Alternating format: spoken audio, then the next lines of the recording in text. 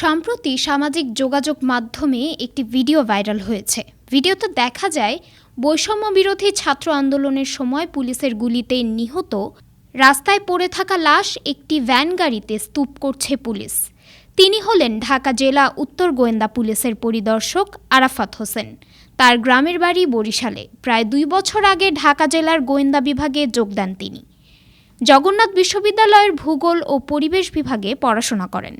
আরাফাতের বাবা মোহাম্মদ আরিফ হোসেন বদরটুনি মাধ্যমিক বিদ্যালয়ের অবসরপ্রাপ্ত প্রধান শিক্ষক এবং হরিনাথপুর ইউনিয়ন আওয়ামী লীগের সাবেক সভাপতি। ভিডিও ভাইরাল হওয়ার পর থেকে আরাফাতকে আর পাওয়া যাচ্ছে না। আত্মগোপনে চলে গেছেন তিনি। তার মোবাইল ফোনও বন্ধ। এদিকে ভিডিওর চিত্রটির স্থান সম্পর্কে খোঁজ নিয়ে জানা যায়, ফেসবুকে ছড়িয়ে পড়া এই ভিডিওটি সাভারের আশুলিয়া থানার সামনের ভবনের 2য় তলা থেকে ধারণ করা।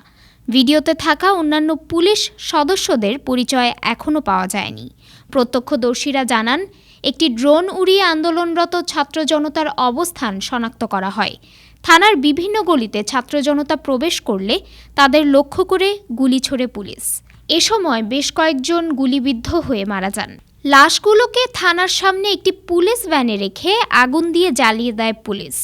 প্রসঙ্গত, বৈষম্য বিরোধী কোটা আন্দোলনকারীরা গত 5 আগস্ট ঢাকা আরিচা মহাসড়কের বাইপাইল এলাকায় জমায়েত হতে থাকেন। পরে শেখ হাসিনার দেশত্যাগের খবরে আন্দোলনকারীরা আশুলিয়া থানার দিকে অগ্রসর হয়। এ সময় আন্দোলনকারীদের লক্ষ্য করে গুলি ছোড়ে পুলিশ। ভ্যানে তোলা লাশের হিসাব বাদে এ ঘটনায় 5 আগস্ট আশুলিয়ায় 15 জনের মৃত্যু হয়েছে বলে জানা যায়। ডেস্ক রিপোর্ট, আজ বার্তা, ঢাকা।